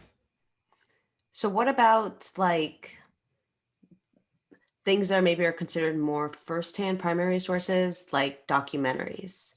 Are Same. we okay? So am I to understand that, in the nature of creating these mediums, there are people that are in charge, like you were saying, showrunners, directors, producers, that all kind of play different roles, but end up impacting the perspective of the show. So there's a bias, an inherent bias in whatever is created. So with documentary, something that's, as an audience member, to me, I understand it as more like, what do you call it? Like a neutral, objective way of, opinion on a topic. Is that not? It's neutral if the director is neutral, I Okay. think. But ultimately, they need a story. They need something to follow, and they will make that story happen, whether it's actually happening or not. They'll either draw lines and create a story, or they will force a story to happen. And it's the director's job to figure out how to tell that story and present it in a way that's entertaining. So it could be like unbiased if that's how they want to tackle it. But if they are, showing the subject matter in a positive light, they obviously have a positive bias, or if they're showing it in a negative light, they obviously are against it. And I think you'd be able to find tons of examples with that in mind. So going back to your comment that you said earlier about staying on this idea of bias, how you mentioned big money and the like financial incentive of creating something. How do you think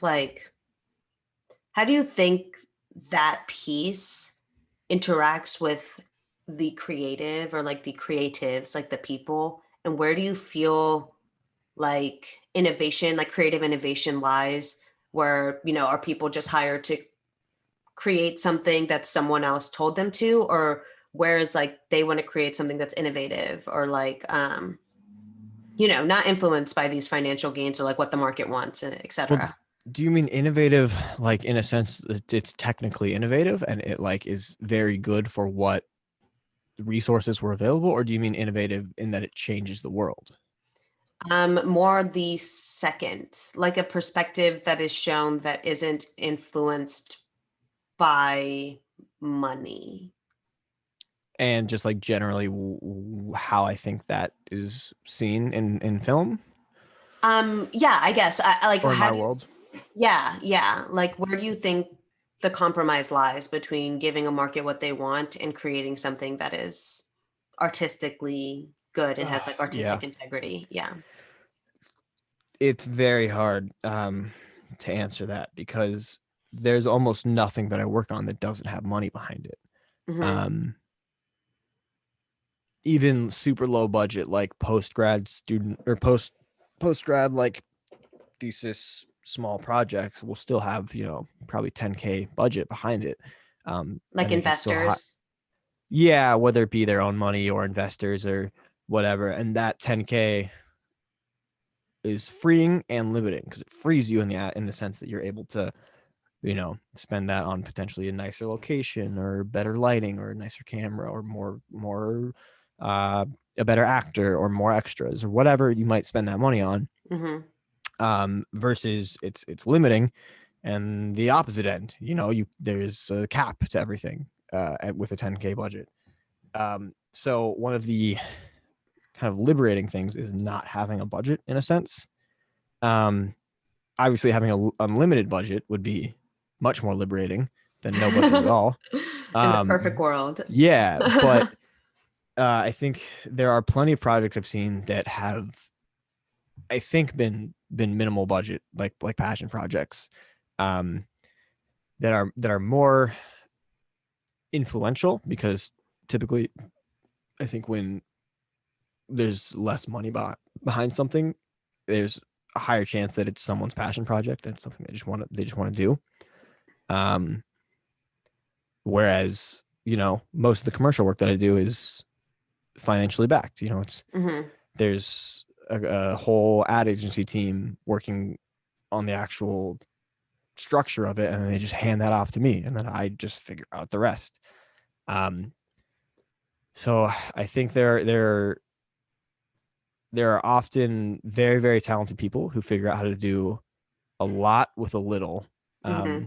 And it's like a blend of those two styles of innovation of the how to make your content look and feel professional on a very limited budget, Mm-hmm. and how to make um, that content actually touch people's hearts. I think more recently you're seeing a lot of kind of experimental type footage. Like VHS is on a huge comeback right now.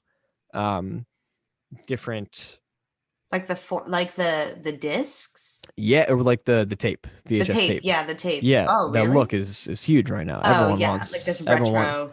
yeah, and it costs like, if you find a good one, it costs $40 to buy one of those cameras, and you can do a whole music video or whatever with Mm-hmm. just that camera because that's what people are into right now.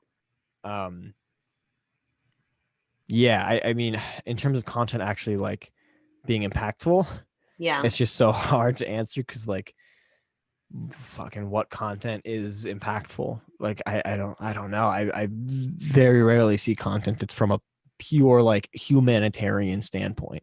It's always almost like to promote an artist or to promote a brand or to promote a product or something that I very rarely see content just for the sake of making content. Mm-hmm. And as a creative yourself, as an artist yourself, like you said, you're freelance, and part of being freelance is, doing making something for someone else's vision, right? And like contributing what you can technically in your skills to finish a project that someone else proposes.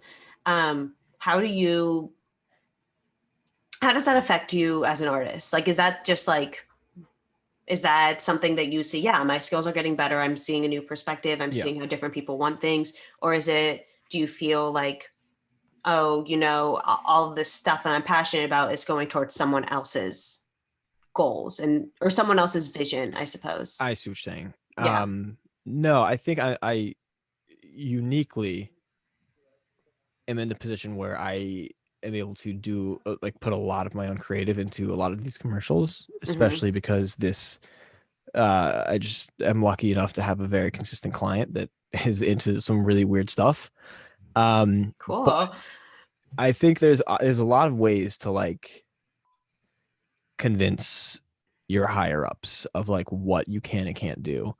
Um, Often I send over like a pitch. So whenever I'm doing a project, I send over two big PDFs. The first is the pitch, which has a couple ideas on how I would want to tackle the project, and those are usually broken down by like uh, which one's the more achievable, which one is the one we can do the least budget, and then all the way down to which one is going to be crazy hard to execute, but will be like fucking sick. Um, so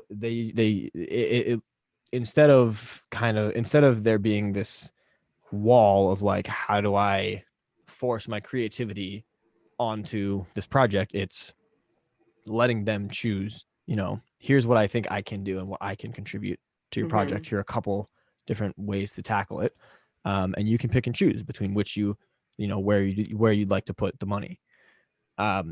And then the second document that I send is based on what they picked from the pitch, is like a similarly formatted creative breakdown for whatever project they've selected. So that has more of like has the script, the rough script, the camera references, the production design references, the color palette, um, general like other references to commercials that are similar to it, that kind of thing. So I think the more that you work as a in the film world, not even as a director, just working on set and seeing different styles of directing and how people execute different types of projects, you very quickly expand your creative palette on how you want to tackle projects, and it becomes a lot easier to put your own creative spin on whatever project is given to you. And you don't even have to work on set. Just consuming good commercials. It's so hard to find good commercials now. Like commercials fucking suck right now. It's either like overproduced and it's like extremely corporate fake video, or it's like underproduced and it's like an iPhone video of someone like showing off a product. I think there's like a huge market that needs to be tapped on there, but that is besides the point. Yeah, it's interesting that you're saying because with commercials, when I do see a good commercial, I'm like, that is a good commercial. That is like a rarity. Like I see it, that's a good one. Like I kind of like the brand now because they had a good commercial. But yeah, I mean, with commercials specifically, like now ads, like you don't even see faces with ads anymore. Yeah. Right. It's just like all digital, like graphic design sort of like stuff. But yeah, so interesting. I mean, all I think about commercials is going back to the Super Bowl, but I'm doing the commercial that we're doing is a commercial for a Super Bowl commercial. Oh, really? Yeah. Oh, that's kind of sick though. That's pretty big. It's not a Super Bowl commercial yet. We'll get there one day, but Yeah. the next step. The next, yeah. But yeah, so going back to, the bulk of your answer. Yeah, I can see how you can add some agency into these interactions, some creative agency, some artistic license. Yeah. I suppose these are kind of like, what do you call it? Big, but No, what you're saying makes sense. I think you're trying to say like there's a million ways to skin a cat, especially in film. Yeah. And then you can tell them this is the way I want to do it, and then that's your artistic license. That's your like, I'm part of this. That's Eli coming to the set versus just X person who's a gaffer and a director or a video director or whatever it may be. Yeah, if they sent the same briefing to 10 different directors, they're going to get 10 different directions for how they want the project to go. Yeah, and each director is influenced by their past work and what they've consumed. Cool. I love that. Okay. So if we're thinking between the difference of traditional and non-traditional media, non-traditional, being social media and social media content creation, and then traditional being like TV shows and movies with like networks, there's this sort of, there's like a hierarchy of people you have to get that have to like you in order for you to succeed in Hollywood, right? In Mhm. order for you to succeed in, these networks to sign you on as an actor or as, if you want to pitch a show, whatever it is, versus social media, it's all like how you were saying earlier. You're like the director, you're the star, you're whatever. You have like free access to post whatever you want, whenever you want, all that sort of stuff. And the only acceptance that you need is from the common person, like the masses, essentially. Yeah. How do you think, what is the what do those two different systems, how do they affect the product created, and what effect does it have on the people creating that product? From the sense of the content creator or from the sense of a director, or So neither? I might be confused. yeah, sorry, let me reword it. So with these two systems, right, where like in Hollywood you have to get an agent, like if I'm thinking to be the star, even of the star, the actor, whatever it is, Sure. where you have to get an agent. That agent, you have to go to castings, they have to pick you. And if there's like this hierarchy of people that are already established, already in the business, that have to like, you have to get their approval, you have to Mhm. get them to like you, right? Versus like on social media, you can post whatever you want, there's not really like a criteria, and you can gain popularity or a following by just the common person liking you. Yeah. Like it cuts that quote unquote, I guess, middleman out, where you're just directly interacting with the audience. So my question is, between these two systems, where one is more hierarchical and the other one is more direct, I suppose, how do you think it impacts the product that's created in each different Mm. realm, and the people that are then creating this product? How is it different Yeah. between the two?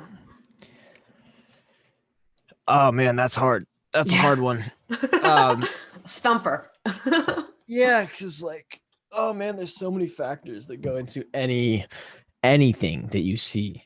Um, like the YouTubers, like the creators, just like raw. Like that's just them. Usually, they sometimes have an editor or like someone, a second pair of eyes, but usually it's solely their vision versus. Yeah, I think that would be the thesis. Yeah. So like the creator, it's all them. It's what they're good at, it's what they're bad at. It puts them through like the ultimate test. Like what can you do? Um In like every versus sector, sort of. yeah, yeah. Yeah. Versus the Hollywood, traditional. I don't even want to say Hollywood because it's not even Hollywood anymore. It's Yeah. Netflix is hiring a lot of indie. It's not this like old school union guys like Mm-hmm. it's completely changing. But the Hollywood, the classic model, I guess, is where it's limited that there's so many people with their hands on it. It's also a collaborative, it's more collaborative. So you have the director of photography who they know visually how to make everything happen. So it's going to be a collaboration between the director or the producer or whoever and the DPs on the show or the movie or whatever to trust each other to be able to create, a What's a cohesive vision. what's a DPs are DP? director of photography. Oh, okay, Yeah, that yeah, makes sense. Yeah, yeah, yeah. yeah. So yeah, there's going to be the audio guy, the sound mixer on set, who's going to be able to make sure that that audio is crisp and clean. Whereas YouTube, no one's audio is like the fifth thought for most people. Yeah. So yeah, I think there's a lot of checks and balances that limit the like initial creative, like the meat of the story. Mm-hmm. But the actual execution will probably be a lot more polished because of how many people are collaborating on it. Like if I had to choose, I would probably pick social media over traditional filmmaking because I think there are just more unique ideas on the internet from like unfiltered individuals. Mm-hmm. Um, whereas I don't need to see everything polished. I think it's a much more enjoyable experience to view everything as like a polished final product. But oftentimes I feel like I'm not really getting the same story. If that makes sense. So when you say the same story, so okay, so if you're creating something for social media, then as like the creator of it, like you said, it's more liberating, I suppose, in a certain sense, and more freeing. Mm. Because you then have total creative control. And so from a back end of someone that's making the videos, you find that more enjoyable than working in like the classical traditional environment where there is Yeah. like a hierarchical structure for everything. I guess Um, let me explain how I work in film, because that might explain a little bit better. okay. So I work in kind of like I wear a lot of hats when I direct. So while in school, I studied like cinematography, and I learned how to be a better cinematographer. Then did follow coming out of school, I was a freelance gaffer. I mean, can you hear that? I assume you can Mm-mm. hear that. Oh No, I wow, can't. okay. Yeah. What's a Um, gaffer? so a gaffer is it's my like what I title myself as when I'm not working as a production company. Hmm. It's a lighting director essentially. Okay. So like real quick, I'll show you like it looks significantly worse, right? Yeah. So this is just a simple, like very oversimplification of what a job is. But people hire me. I show up with my lights and I make it look professional, essentially. I make the lighting look acceptable. And lighting is huge because it very heavily motivates, I think more than a lot of people realize, it motivates the actual like how you feel about the scene happening. A lot darker, a lot grittier, a lot more moody, versus something, a lot more just bright and like I don't know what I'm getting at here, but No, I think that makes sense. I mean, like, I feel like the most obvious is like coloring, I guess, or like something like black yeah, and white, and you can have different like really monotone black and white or like really stark contrasted black and white, and like certain things are yeah, highlighted, yeah, things like that. It gives a different vibe than yeah, altogether also with color. yeah. And that combine that with the audio and the cinematography, and you've got a cohesive, hopefully a cohesive tone. Um, but I work as when I'm doing commercial work, I work as a director slash DP. Um, so director slash director of photography, which basically, and I guess I produce as well. So basically, what I will do on set or what I will do for a project is all the back end, all the pitch and the creative package, like I was talking about. That's all me. And once that gets approved, then I will bring on my associate producer, who's going to tackle basically all the stuff I don't want to do. So that's usually like casting, reaching out to locations, all the emailing stuff, reaching out to extras, and then I will select from a list of whether I've already looked at the locations or not. I will select which locations I want to scout, which extras I want to hire, which main cast I want to do callbacks with, and then we'll figure everything out with the assistance of my associate producer on the back end. And then when we get to set, I'll have hired a gaffer, someone who can execute the lighting for me that I know what I want because I work mostly as a gaffer. But then also I like to wear the director of photography hat just because like I'm a control freak, I guess. But also it's very nice to be able to control both the visual element as well as the general creative element as the director. Hmm. So what I'm trying to get at is basically when I'm working on even a large, like mid to larger budget commercial, I don't want to say large because I don't think I work in that world, but the like low to middle budget commercial, I still get to maintain a pretty heavy amount of creative control just because I guess I've positioned myself in with the ability to um, maintain a lot of creative control. Hmm. Whereas in the traditional method of filmmaking, everyone has their role. So you got the producer, you have the executive producer, or you have the executive producer and the associate producer, and then you have one of the directors, and you have a director of photography and a gaffer, and all of them work individually to help create the goal. And it's a lot more of trusting each other and collaborating with each other to create one final piece, and it's a collaboration versus I think get to work in a world that mostly at the end of it, it's my singular creation, obviously with like the help of like small things like the actors might add like a couple lines here and there, or maybe the gaffer has a good lighting idea, or the assistant camera is like, maybe you should move the camera this way at this part, and it's less collaborative, but I still obviously like to keep the crew collaborating, but generally it's more my creation at the end of the day. It feels more like mine. So it's similar to that singular social media creator model. Do you think that's because you're also like in the role of, like you said, DP and director, that you kind of have that control? Like if you were those two positions in a class, like for something with Netflix, and that was like your role, do you think you would experience a similar sense of? Yeah, but they would never let someone do that, I don't think. Oh, okay. They have Yeah, like I their think own people that direct everything. no, I just don't think they would go for that. I think, well, also the producing is a huge element of that, because Mm-hmm. you produce all the back end, so you know what you can and can't do when you get to set. Mm-hmm.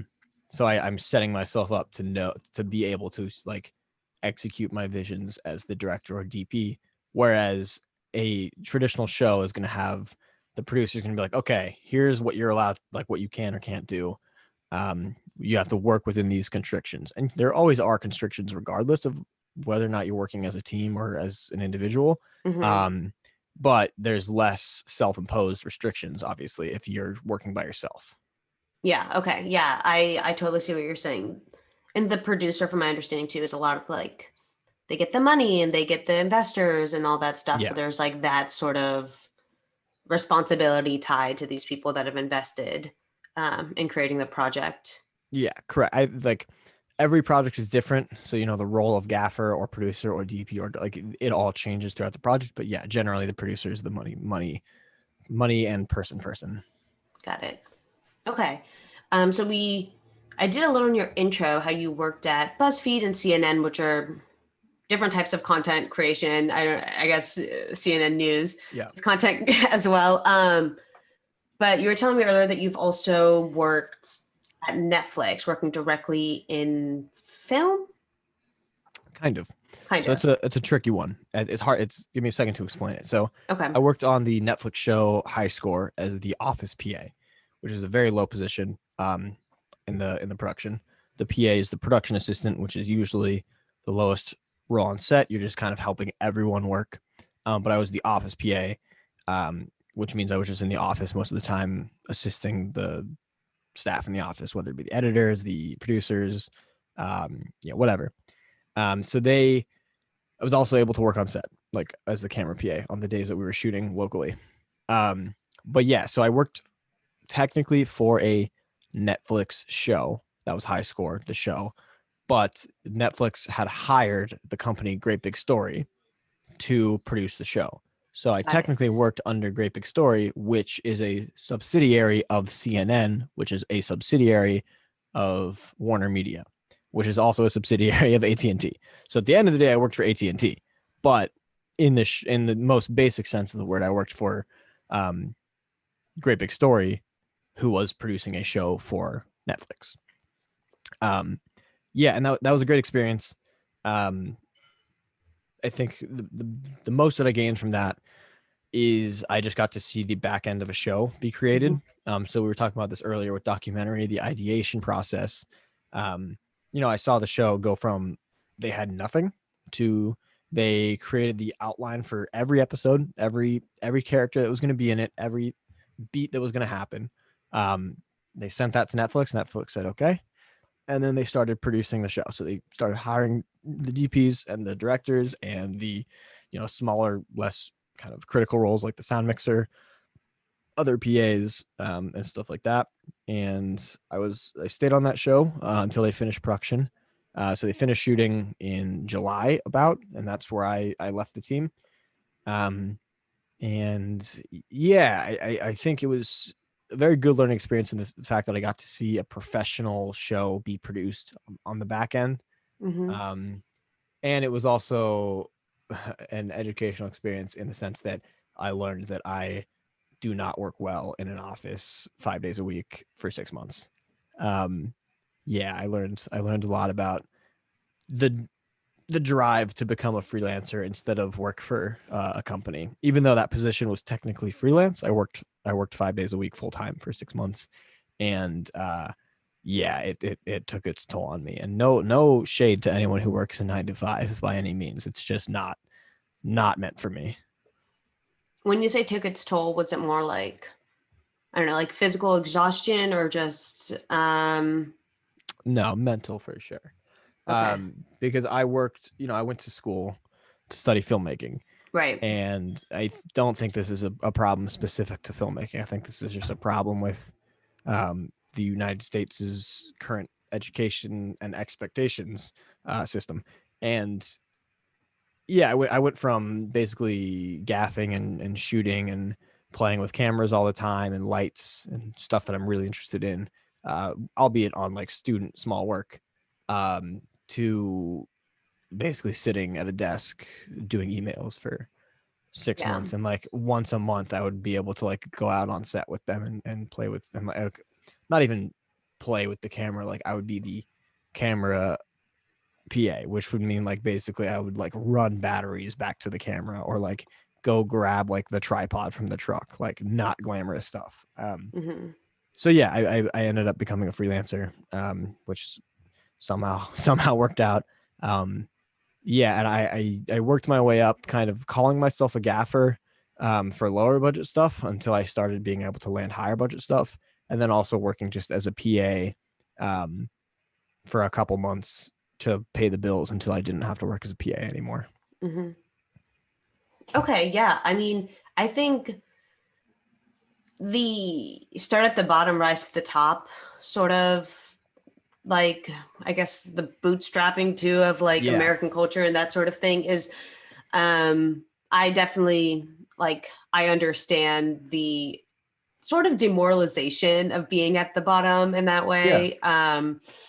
And also how it's not as easy or sometimes not even possible to rise through the ranks as it is portrayed. But you know, I worked in fashion and I started at the bottom and I stuck with the company for super long thinking that I was going to get, you know, yeah, yeah, and like nothing came from it at all. Any sort of attempt made was shut down, and it just ended up being sort of a waste of 3 years. yeah, But I think that's what's also great about now, that you can kind of, like you said, you can freelance, you can do things on your own. You can use the internet and content creation and your experience within these social media realms to not only like showcase your work, but I feel like it shows that kind of determination that is, and that perseverance that I think people look for in the bottom to the top mentality, where yeah. it's like I was at the bottom when I was 12 years old and I've been working since then. Right.